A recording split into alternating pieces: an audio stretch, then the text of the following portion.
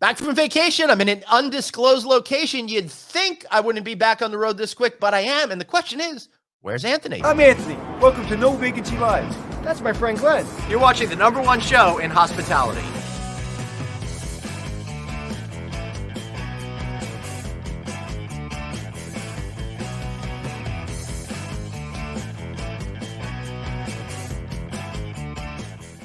Hey, everybody. Welcome to No Vacancy Live. I, of course, am your host, Glenn Hausman. Anthony Melchiori is not here today. Unfortunately, he had a funeral to attend because of this horrible COVID situation, but I promise he will be back tomorrow. Now, tomorrow, I'm going to be broadcasting live from NEWH's regional event downtown in Bethesda, Maryland, outside DC. I'm looking forward to doing a panel with those folks over there tomorrow morning and then bringing you our regular show at noon. So for a couple of minutes late tomorrow, it's because my panel ran a couple of minutes late because we had such great content over there. Now, before we bring on our guests, I just want to say to everybody, we hit 500 shows. I took a vacation. I got a new shirt. I got a new haircut. I'm totally ready to go for the next 500 shows out there. I'm really excited that you guys have all been with us on this incredible journey as we've gone. And right now I'm in a beautiful hotel and I'm very excited to be back out on the road doing what I love to be doing after a week. I guess I was on the road traveling with my family, eating great pancakes out of a pancake machine from a hotel brand that we'll talk about another day, and lots of other fun stuff like amusement parks, took my kids to colleges, et cetera, all that kind of good stuff. But I do want to thank everybody over there at Eco Tech Waste. They've been great sponsors of ours, and I really appreciate everything that Tom Gilmore and the team over there has done over at Eco Technology, Eco Tech Waste. Now, I don't have any of their garbage cans on me right now, but I'm looking around in this hotel room and I got all these plastic bins. Why have plastic? They need to be cleaned. There's a whole lot of work that needs to go into those. Why not just use disposable, recycled cardboard containers? Think about it when you have conferences and events, how quick that'll be, how it shows you're environmentally friendly, and it'll help meeting planners love you even more. All right, today I've got a very, very special guest, somebody that I absolutely love and respect in this industry. I'm talking about Dorothy Dowling, SVP over at Best Western and their whole company, BWH Hotel Group. Dorothy, so great to see you today. Glenn, it's always a pleasure to be with you as well. Thank you for having me. Oh, thank you for being so wonderful and being such a supporter of me and everything that I've been doing for so long now, longer than we'd like to probably. How long have you been with Best Western now? It's got to be like 15 years or something crazy. Well, I am coming up on 17 years in November. So, oh my goodness. What's the secret to longevity in a particular organization for so long? Well, Best Western, as you know, is a very, very special company because of the collaborative nature of our culture. So to me, it has just been such an honor and privilege to work with our members and to be able to co-innovate with them along the way. So that's what I would say is the secret sauce at Best Western. It really is the teamwork and the way we work together. What has it been like for you over the last number of years as you started to reinvent the company and expand it, bring in new brands and go beyond just the Best Western core brand? Well, I think you said it very well, Glenn. We're going to celebrate 75 years this year in North America. But it really has been, in my opinion, the last 11 that has been incredibly transformational. It's when we've gone from 1 to 18 brands, where we've really listened to our customers in terms of creating and differentiating our product. So it has become far more relevant to both the development community, the buyer community, and the end user, the guest. And it's also just been the ability, as I said earlier, the co-innovation and collaboration with our membership to really continue to build this great organization that we now call BWH. Yes, for sure. And the entire board is fantastic. Last year, I had the honor of being able to participate in your virtual annual conference, and I got to do a great session with the board members. And it's amazing how supportive they are to make change, which is so essential because a lot of times owners get very stuck at what they're doing and they need some outside influence to try to move them forward. But I see with the Best Western board and being involved in meetings with them that they are very forward thinking and much more open to change than other companies that I've seen out there. Well, I think you, again, framed it up beautifully, Glenn. It is an incredible commitment for any of our elected hoteliers to be part of the board because it's probably 100 to 120 day commitment away from their business where they collaborate with the executive team and the broader membership in general. But you're right, it has been an incredible journey where they actually participate with us. They bring that member voice forward, but they have such deep understanding of the competitive environment because many of them operate competitive brands. They really understand in terms of their customers because they're in the hotels so much, Right. that the level of what I consider that marketing, that boots on the ground understanding that helps elevate our game and partner with them in very special ways. I think because we're a bottoms up as opposed to a top down organization, they bring so much of that observational learning that powers our brand forward. Right. And that is a really great point that you're focused on there. And they really are terrific at doing that. But I'd like to shift the conversation and say congratulations to you because you are getting the Stephen Brenner Award at the NYU Hospitality Conference. Really a tremendous honor. It's really given to the top folks in the industry. You are so well deserving of this award. How does it feel to be recognized in such a way by your industry peers, Dorothy? Well, Glenn, I have to tell you, it was something that was totally unexpected. It was incredibly gratifying. When I shared the news with David, of course, because he won it in 2013, and he proudly displays the beautiful silver plate in his office, it was something that took my breath away. And it's more to me about all of the individuals that have been honored with this award historically. But when I think about awards of this nature, this is really a testament to the great work of our brand, the great work of our hoteliers, the great work of the team that I get to lead in terms of how we've been able to work together to be transformational contributors to the industry, not just Best Western. So while it is incredibly gratifying, and I have to say to be the second woman that has been awarded this after Marilyn Nelson, of course, is such an incredible honor. So I can't wait until November 8th, but it truly is a team celebration in terms of this recognition. But thank you for calling that out. It's really fantastic. And this is so Dorothy to give credit to everybody else, but really you have earned this. You deserve this. I won't make you feel any awkward by sharing too much praise on you. But for those of you who are unaware, Marilyn Carlson Nelson was, of course, CEO of the then Carlson Companies, which has split off into different directions. Most notably, now you know it as Radisson Hotel Group or Radisson Americas here in the United States. And she was an absolutely tremendous leader. One of the earliest, strongest female leaders that I came in contact with years ago before that started to be more commonplace. So I can see why you feel so honored to be in her category as well these days. Thank you. So one of the reasons why you got this award is for innovation, and you've been focused on marketing and done great things. I loved all the Disney promotions that you do over the summer, and I think it's like 10 years ago or so, you were really at the forefront of it and partnering with YouTube stars, for example, and really getting into new and different things. And that's kind of been your modus operandi, is thinking about new ways to connect with guests.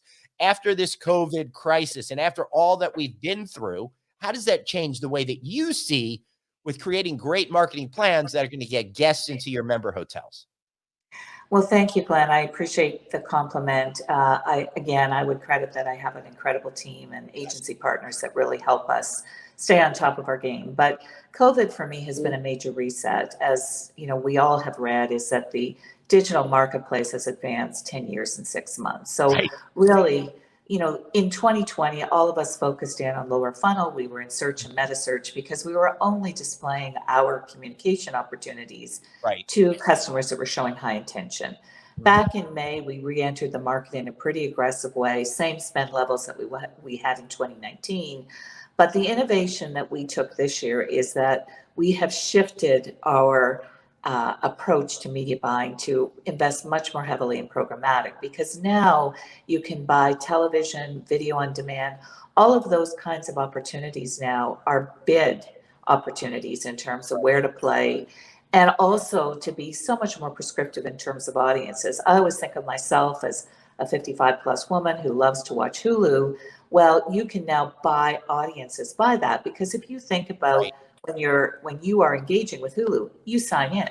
Hulu has all of my data. They know my age. They know a lot of information about me. So the ability to appear against very specific audiences and actually understand some of the brand lift you're getting in those channels has really changed. So we still do some of the traditional television because certainly that gives you lift, and in news and sports, you certainly want to be live.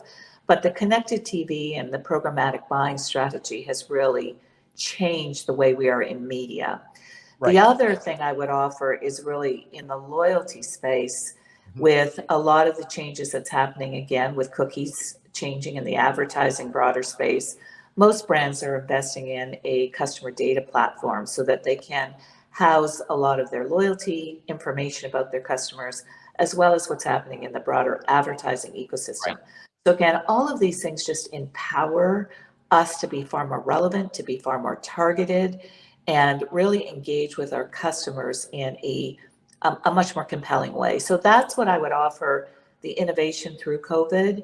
And it's been an incredible journey for us because being back in May, we're doing all of those things as we've gone through summer, and now we're positioning for fall. Excellent. And there's a lot to unpack there. I think you said more in a minute and a half than we could get through an entire hour, but let's work backwards. Loyalty program. How important is that for you? What percentage of reservations are delivered to your hotels over there? Give us a little understanding about why you're doubling down on the loyalty program and you think it's so essential. So let me offer three things. If I answered your questions in 2019, loyalty represented 48% of our revenue contribution to our hotels.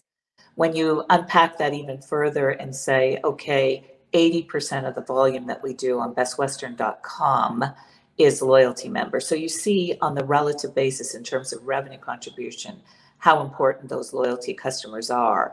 But as we look into the future and we understand what's happening in the advertising ecosystem, that first party data of loyalty becomes even more important because the permission-based nature of those customers opting in allows you to have so much more information about them when you broaden this in this customer data platform. So loyalty to me was important in 2018. It is extremely important in 2021. And as cookies move out of the ecosystem in 22 and 23, it is going to become by far the most important investment that brands will make. Dorothy, could you explain that to people that don't understand what's going on? Because I'm only sort of understanding that a lot of these companies like Google are starting to move away from cookies, which are, of course, a piece of information placed on your computer so they could recognize you.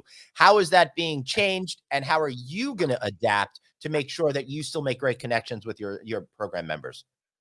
Well, the real difference, Glenn, is when you have customers in your loyalty program, they have already given you permission to communicate with them. So this is why you then are able to, in a customer data platform, when you're buying advertising on other platforms, Google, TripAdvisor, YouTube, and others, all of that becomes integrated. So you get a much more comprehensive view of Glenn Houseman. So that's really where that difference is. And that's why everyone is highly focused on that. Before, we didn't have all of those restrictions, but now every customer is being asked to give permission if they want to hear from an advertiser. Right. And I'm going to assume, and we know what that does to people, that this is probably following on the heels of all of the privacy work that Europe has done, correct? For sure. Europe has paved the way. California is not too far behind. It's obviously changing state by state. Right.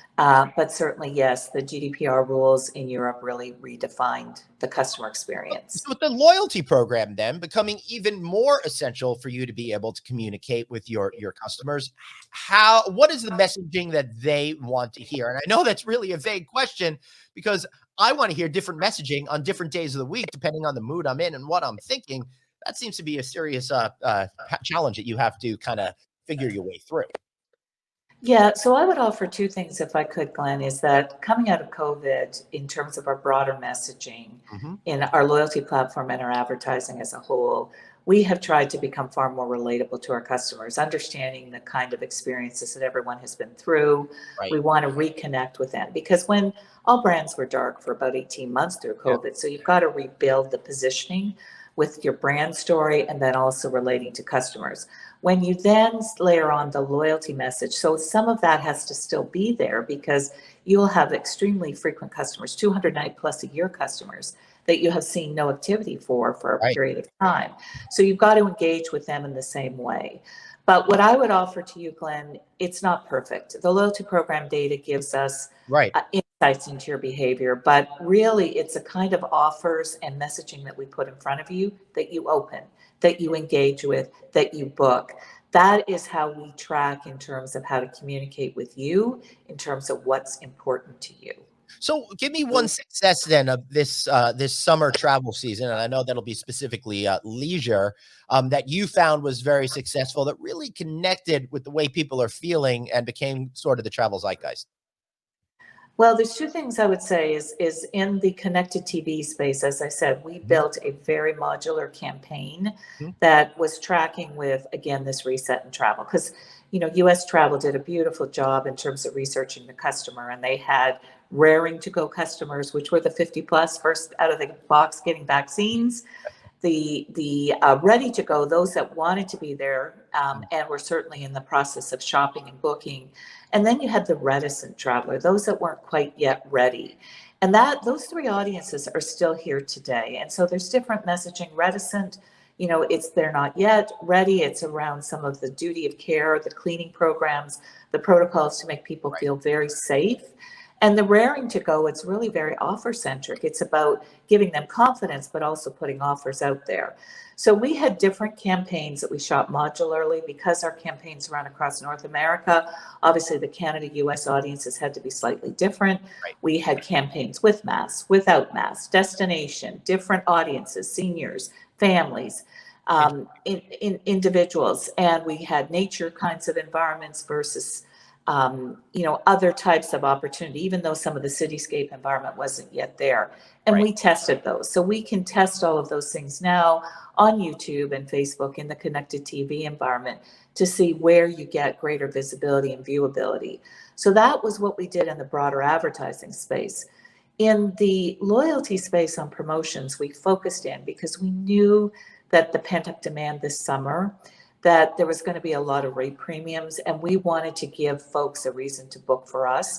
So we put travel cards into the market. So we gave folks $25 travel cards every time they stayed with us, every night they stayed.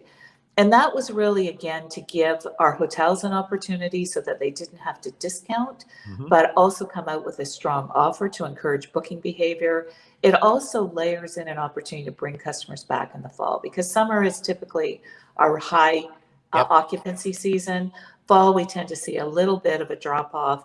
We want to put those travel cards in folks' pockets that can only be redeemed at Best Western because it gives them a reason to come back to us in the fall. I love that. I remember a number of years ago when we were going through an accelerated increase of gas prices, and you were worried that summer travel would be down, and you guys did gas cards. I thought that was really clever at the time. Really interesting. We're getting questions from the audience. How are your owners and members reacting to the current strategy? What's on their mind? And maybe share a little bit about the back and forth about how you kind of work together with all of them as well.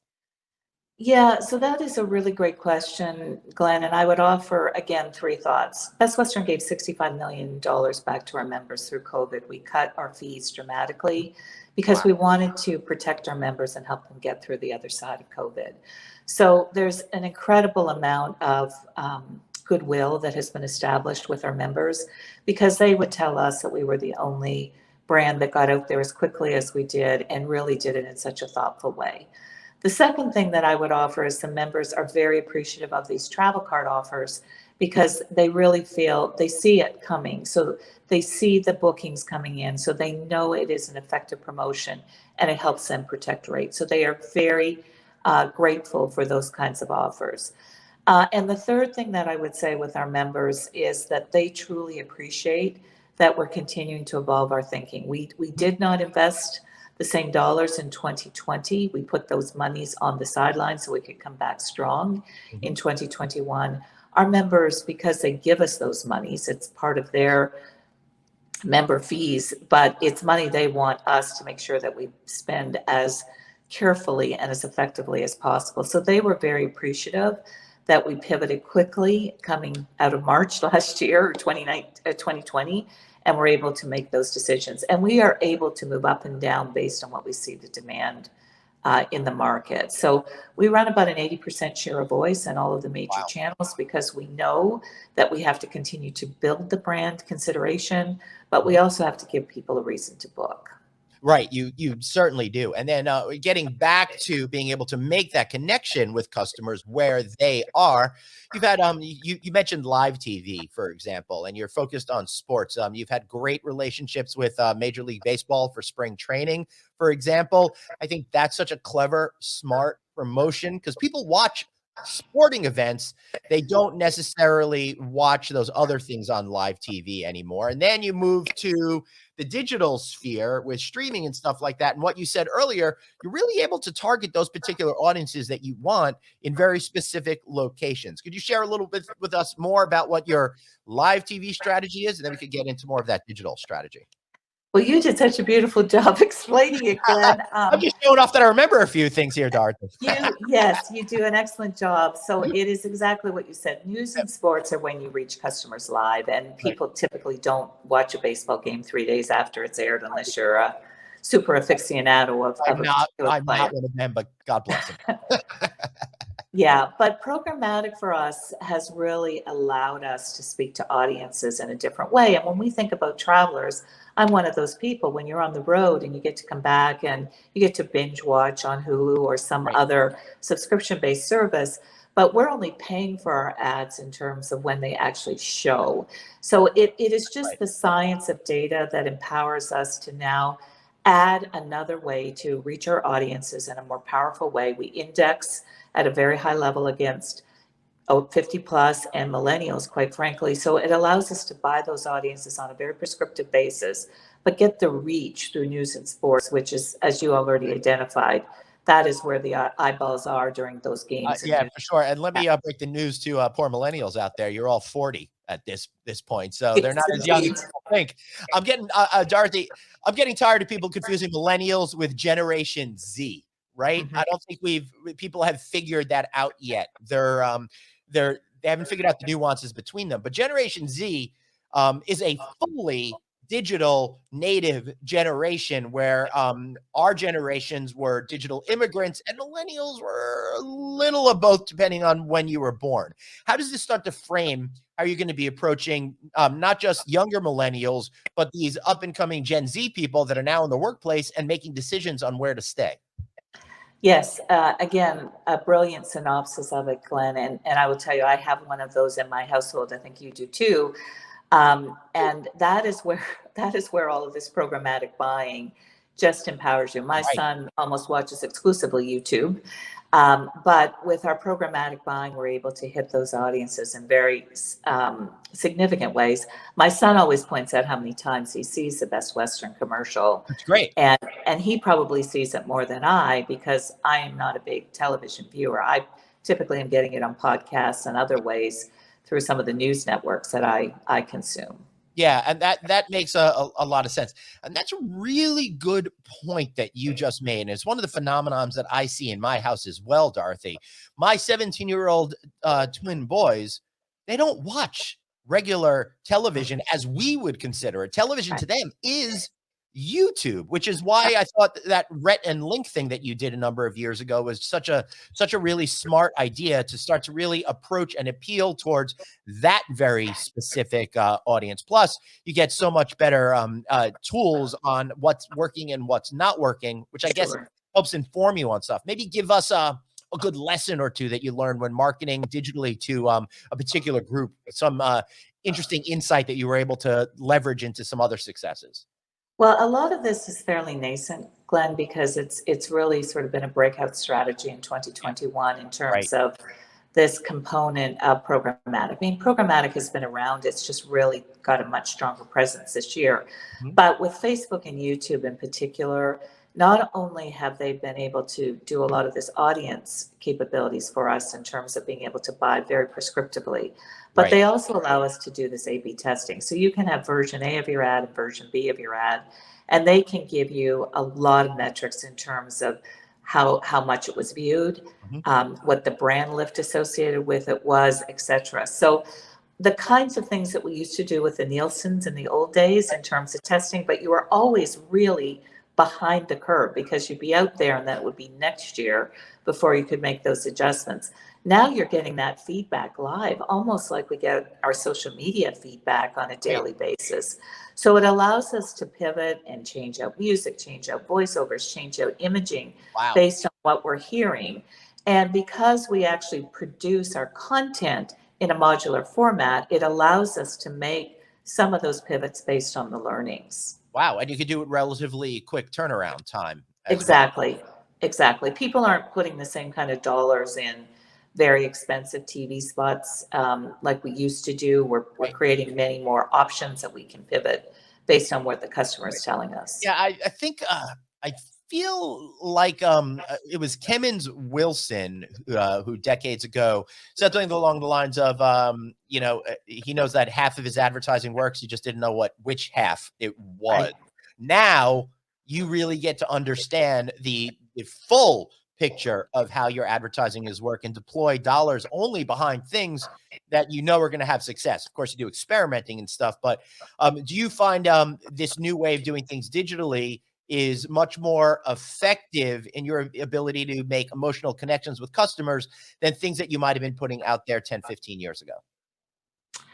You know, I think the jury's still out on that, Glenn. I would say that this is the first year that we've been able to do some of those kinds of A/B testing. Right. What I do think that we all have to be mindful of, and it's something that I try to always remind people of, is that because a lot of this digital attribution is still early days, that it is only giving us a piece of the puzzle, and that certainly in digital and search meta display, it's still based on last click. So it's a good directional metric, but it is not an absolute. So it's really looking at all of the data points we get on impression share, click through, engagement metrics. All of those things together help us make better decisions. So I think we're going to continue to innovate and learn. We're seeing a lot of ideas that come through from customers. And then when you combine that with what we have with guest satisfaction metrics and other loyalty data points that we have, we just are much more able to make some sound decisions about how we invest our dollars. All right. And that at the end of the day is essential. But I got to tell you, Dorothy, the thing that strikes me in my business most is I'm kind of always swimming in this world of I don't know what I don't know. And your world in digital marketing and everything else is filled with that. How do you give yourself opportunities to learn and make mistakes without beating yourself up over it? Yeah. So I share your same point of view, Glenn, is that I feel like I know that I know what I don't know. And I do think that it is a commitment to being a constant student of the game. Right. And so I would offer a few things. One is I am a big reader. I still spend a good couple of hours a day, whether it's with a key book, like I'm reading Hubert Jolie's new book, The Heart of Business, which I love. And Hubert Jolie was a former president of Carlson who went on to save and basically make Best Buy the most amazing big box store there is. Please continue. For sure.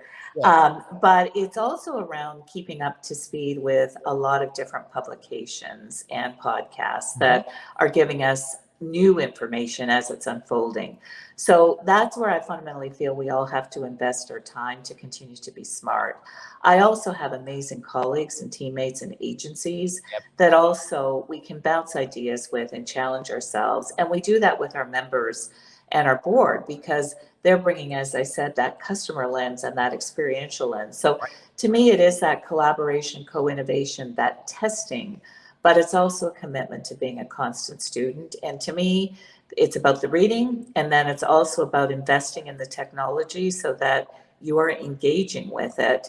You know, for example, I probably have more Google Hubs in my home than I think was possible, and I have Alexa in many of those same places because I often want to hear what Alexa says versus what Google says. I'll tell you. I'll tell you what Alexa says. She goes, "I don't know that." We get that. We get a lot of that in our house, but she's really good at counting down how much time I need for my French coffee press and for telling me the weather, and I like that. And she addresses me by name now, which is very exciting. But what I love, Glenn, about what's happened in media, and I'm sure you experience this, is that in the morning I always start with Google Hub with "Give me the news," and she now has created a mashup because I get BBC, I get the Canadian news, I get all the American news, and I get all of the technology stocks. So, but she's created that over time by my ass and creates that mashup, right? That's pretty powerful stuff. It is pretty powerful stuff and is going to help companies like yours get better access to like-minded customers in the future. Now, we got a couple of good questions here. Michael Weinberg is wondering, has BW considered sponsoring content creators? And Mike McManus is, what about brand ambassador programs, affiliates? Those kind of fall in the same world. I know you've done that in the past. How are you thinking about that going forward? For sure. We definitely have content creators across each one of our verticals. We are very focused. I went to one of those meetings once because I was doing some work with you guys on your website a number of years ago. That's correct, Glenn. So we focus on them. They teach us a lot as well, but they drive a lot of our audience profiling because of the great content they create. Right. And in terms of brand ambassadors, today we have several different content creators that help us in business travel, leisure travel, senior travel, automobile travel. So we're always interested in entertaining those concepts and hope that people will reach out to us. We try to stimulate that demand in terms of outreach to different creators to ask them and submit ideas for us. Awesome. That's great. Now, obviously, No Vacancy Live and Friday Night Audit, your two top podcasts you listen to. But what other podcasts are you following, Dorothy? Adele would like to know. Well, Brene Brown has always been a very personal favorite of mine because I just think that she speaks to a lot of leadership qualities, and particularly because she's been such a breakthrough female leader. She's someone that I like to listen to a couple of days a week. She's probably the one I listen to most. There's a couple of entrepreneurial ones that I like to listen to as well, with people that are doing breakthrough kinds of things. But she would be the one I'm probably most faithful to. Excellent. I love that. So what are you thinking about in terms of the fall? I mean, it doesn't look like the fall is going to go the way we wanted the fall to go. And that means you need to find opportunity in new and different ways. How are you looking to make connections with travelers, the ones that are going to travel, so they stay with you as opposed to some of our friends out there? Yeah, so you're right, Glenn, is that the fall isn't going to be quite as robust as we anticipated. Business travel is definitely coming back. Yep. We have brought back a lot of our teammates because, as you know, the sales cycle is a process. It's not something that happens overnight. So it is connecting with all of those buyers and working with the major partners like GBT and others to make sure we're planning for that reset as they re-enter the Global Business Travel Association. Right. Thank you, Glenn. So as they reset their plans, we want to make sure we're part of their consideration. Many of the business travel buyers have moved to more of a chain-wide procurement strategy for this year because they're uncertain about where their volumes are going to materialize. So we work with them to make sure we're part of that process so that they have our rooms and our pricing on their various shelves. With regards to sort of the broader story, if you look at business travel, it's really the small business community that is returning. And, you know, Reggie Agarwal at CVent did a study just in advance of his big event in Vegas a few weeks ago. And the research is saying that face-to-face sales, face-to-face engagement with customers, 6 times the value creation of virtual. Right. So the small business community has to get out there. They have to work with their customers. They have to be part of that growth mindset. I loved the the Wall Street Journal article last week that talked about 2021 being the year of hope and 2022 being the year of growth. Right. But small business is going to power a lot of that return. So we have a small business program. We're doing a lot of telesales in terms of prospecting against those travel small business audiences. And then we're really developing up we had a strong affinity layer in our loyalty program. We're just bolstering that to give, again, that tiered value creation for the owner, for the business travel decision maker, and the actual traveler themselves. So when we think about that, that's a good fit for us. And then, of course, it's working with all of our business partners to make sure we're going to be part of their decision making as they come back in either late this year or 2022. Right. That makes a lot of sense. What would you say to What advice would you give to hotels that have seen their predominant group of people vanish? I'm thinking about those hotels in Canada where they lost a lot of that fracking business. I'm thinking about urban centers that aren't getting those big citywide events anymore. How do you go about trying to find new areas of business that you may not have tapped into before? Well, that is a great question, Glenn. And what I would say, it's really the power of data and information again. So for us, it's really looking at all of the major business intelligence sources and powering that on a market by market basis so that we understand what the demand indicators are and we can have a very scientific approach to actually building the business. Group has come back. It's really small group. Sports entertainment is extraordinarily strong. So those are opportunities. Now, quite frankly, those might be more of a Friday, Saturday stay, but it is doing that market match. And then certainly that small business gives you that Sunday through Thursday. So every market, it's a definitive exercise that one has to go through. It's why at Best Western, we have a sales consulting team so that we can work with our hoteliers, because it is not a one size fits all. And we have to go look at what each opportunity represents and really build out that plan with the hotelier to drive their outcomes together. That makes a whole lot of sense. Michael's wondering, do you see leisure continuing to power your brands this fall? I mean, you've For had sure. on them For sure. to begin with, yeah. I think the leisure audience, I do think you talked about the millennial being 40 or the top end of the millennial. But the other component that I think we all have to be mindful of, Glenn, is that the size of families has shrunk, the number of family households has shrunk. And we've got to be mindful that there's a lot of individuals that are not encumbered by the school year. Right. So we are very focused on those from a messaging so that they can see themselves in their ads and make those choices, and messaging to them with offers. So absolutely, the pent-up demand that we saw this summer was unprecedented. We all knew it was going to be a once in a lifetime, given the lack of international outbound opportunities for American travelers. But I just see that pent-up demand is going to carry us through 2022. We just have to be very thoughtful about how we message those audiences, put the right offers in front of them, be in front of the right ways to buy so we are displaying the right offers in front of them, and they will power our future for sure. I think that's great. Now, Sharon is asking, for those with very limited marketing budgets, what is the number one avenue you would suggest? So if you had all of these choices to make, and you can only make one or two places to deploy that marketing capital, where would you go first? I do think lower funnel in terms of being represented in the major search channels is where people have to be. Because if you don't display there, you're not going to get the booking. So for us, I mean, we partner with Coty. We have our own private label, BW Media Max. Many of the brands have a derivative of that because most partners work with Coty. But to me, it's really making sure in search and meta search that you are displaying, and you have to be understanding that mobile is probably 50 to 60% of that decision journey today. That has to be part of that mix. But that ability to buy through a platform like Coty has really empowers individual hotels to make sure they will display on those channels at the right time. Right. Excellent. And are you still finding one of the things you've always done such a great job at educating us to where marketing is going in the future? And you were one of the first to say people will look on their phones, but they'll book on their desktops. This is a number of years ago. All of that's changing. What is kind of like what people typically do these days to get excited about travel, think about travel, and then book travel?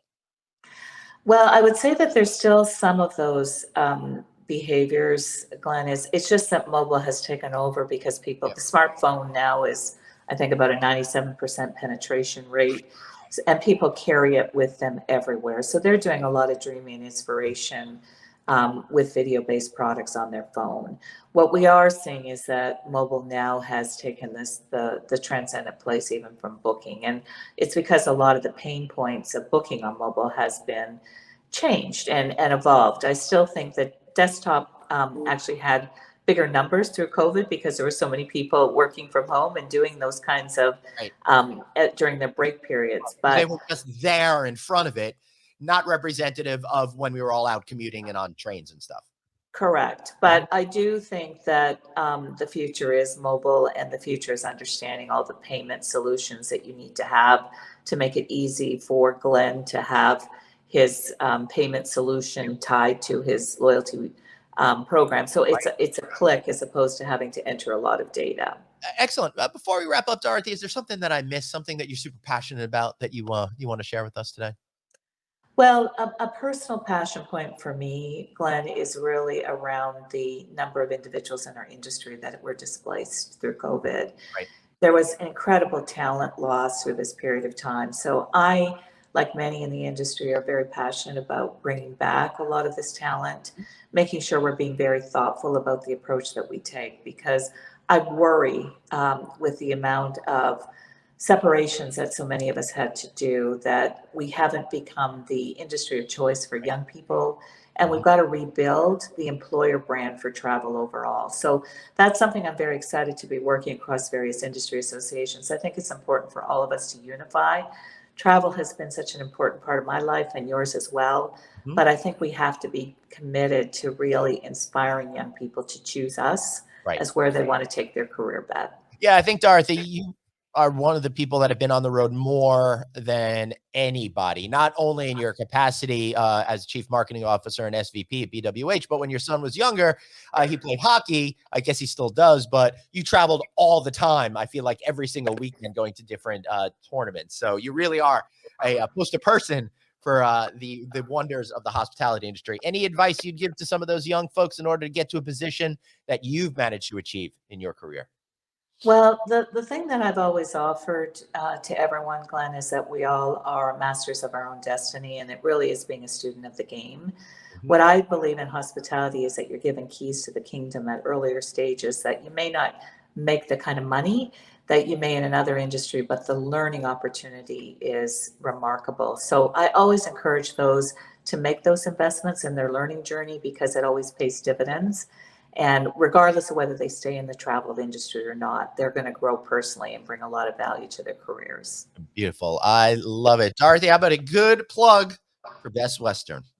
Thank you, Glenn. Pleasure to be with you today. Hey, thank you so much. We really appreciate you. And it looks like I'm going to get to see you now in just a month at your annual conference. I can't wait to see you in person, Glenn. Awesome. Thank you. Take care, All right. Be Bye-bye. well. All right, that was really, really fun. She's one of my favorite people in this business. She's really just done such a great job at what she does. Also, one of the most nicest and generous people with her time. I want to thank all of you guys for being here today. I know I've been off for a week, so I'm a little bit soft, but not too soft to forget to do this. Make sure you download our show on audio podcast version. You can find it at Apple Podcasts, iHeartRadio. I even got it up on Amazon this past week. So basically, wherever you want to download the audio versions, we are there for you, vibrating with love and light. All right, everybody, thanks so much for being here. And remember, you've got one life, so blaze on. And Anthony would say, take care of yourself, and we'll be back tomorrow. Remember, if I'm a couple of minutes late, blame the NEWH. Not my fault. I'll be getting off stage and running right to this event. Thank you all. We'll see you next time.